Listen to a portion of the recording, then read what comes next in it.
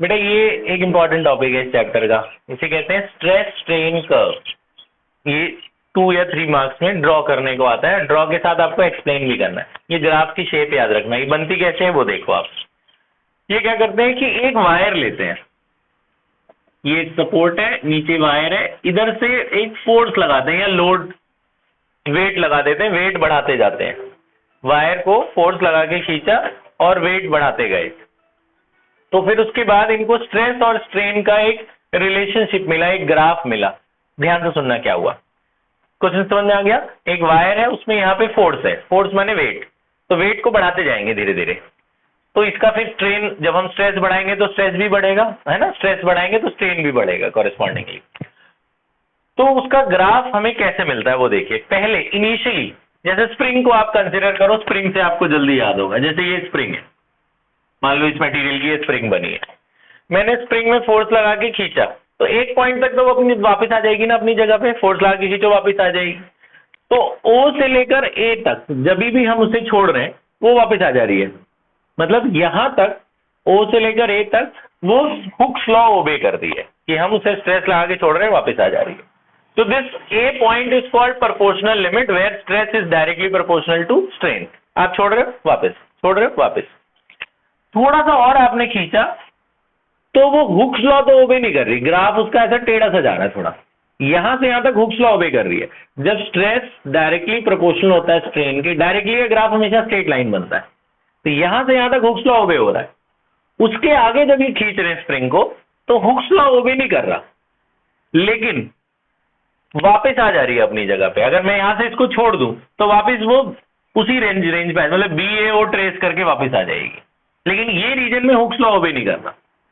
तो यहां तक तो इलास्टिक रीजन है, ये इलास्टिक है। बी पॉइंट तक हम कहते हैं ये इसकी इलास्टिक लिमिट है, इसके बाद नहीं खींचना। इसके बाद खींचोगे तो बिल्कुल वापस नहीं आएगी अपनी जगह पे। इसके बाद भी इन्होंने खींचा, ये माने नहीं, तो इसके बाद भी इन्होंने इसको खींचा, तो जब खींचा, अब जैसे ये स्प्रिंग है, मैं इसको और ज्यादा खींच दूं तो ये फैल जाएगी, फिर वापस नहीं आएगी अपनी जगह पे। तो इतनी लेंथ एक्स्ट्रा हो गई ना इसमें, ये लेंथ एक्स्ट्रा हो गई इसमें, है ना। जब आपने इसको खींचा तो एक पॉइंट पे तो वापस आ जा रही थी, तो बी तक तो वापस आ जाएगी, बी तक तो वो एक तरह से समझ लो उसकी इलास्टिक लिमिट है। अब आप लिमिट के बियॉन्ड चले जाओगे तो वापस नहीं आएगी, उसके अंदर एक परमानेंट लेंथ बढ़ गई। तो this length is called permanent set.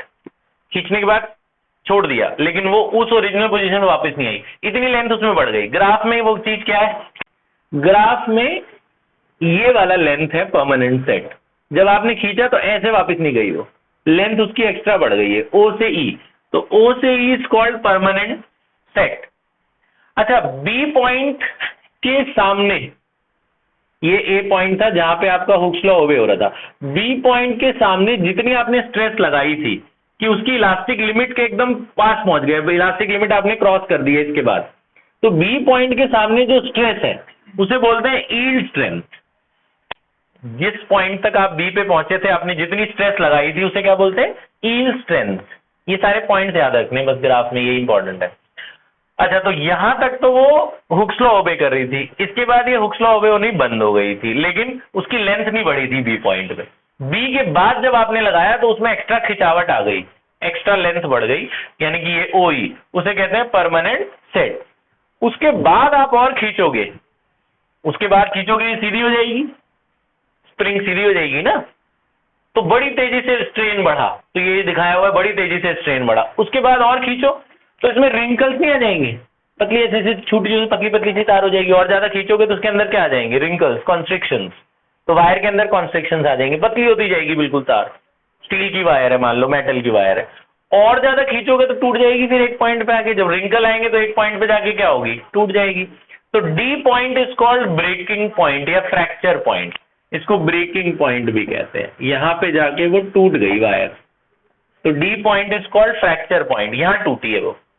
जितना स्ट्रेस लगा के तुमने उसे तोड़ा है, उस डी के सामने जो स्ट्रेस है, ये बिल्कुल डी के सामने बनाना, बिल्कुल डी के सामने जो स्ट्रेस आपने लगाया है उसे कहते हैं अल्टीमेट स्ट्रेंथ। जितनी स्ट्रेस से वो टूट गई तार, मान लो मैंने 100 न्यूटन पर मीटर स्क्वायर का स्ट्रेस लगाया, टूट गई, तो this is called ultimate strength और टेंसाइल स्ट्रेंथ।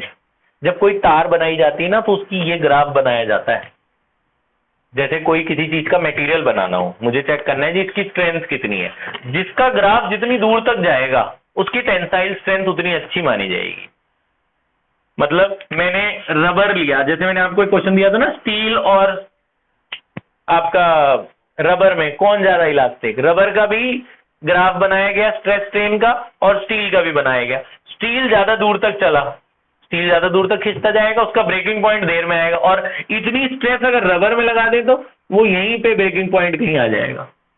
तो जिसका ग्राफ का रीजन जितनी दूर तक जाता है, यानी कि जिसकी टेंसाइल स्ट्रेंथ ज्यादा होगी वो ज्यादा दूर तक जाएगा, और जिसका ब्रेकिंग पॉइंट पहले आ जाएगा वो वीक होगी ना ग्राफ, समझना है?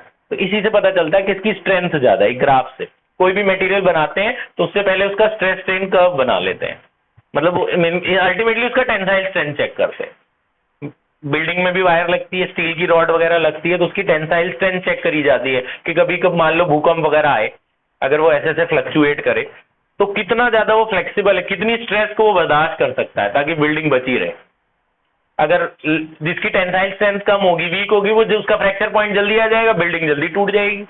सपोर्ट तो वही मटेरियल ही करते हैं ना सारे के सारे, रॉड्स वगैरह जो डाले जाते हैं उसमें। ब्रिज की भी टेंसाइल स्ट्रेंथ, ब्रिज के अंदर भी रॉड डाली जाती है, उसकी टेंसाइल स्ट्रेंथ चेक करी जाती है ग्राफ बना के पहले। ठीक है, छोटा मटेरियल लेते हैं, उसका स्ट्रेस स्ट्रेन कर्व प्लॉट कराते हैं, फिर देखते हैं हाँ जी इसका टेंसाइल स्ट्रेंथ अच्छा है, ये वैलिड हो गई, इसको अप्रूव कर दो रॉड को, ये ब्रिज में लग सकती है। बात समझ में आई? तो ये ग्राफ के ये सारे पॉइंट्स याद रखने हैं और ये ग्राफ याद रखना है। ठीक है, इंपॉर्टेंट। पॉज कर दो।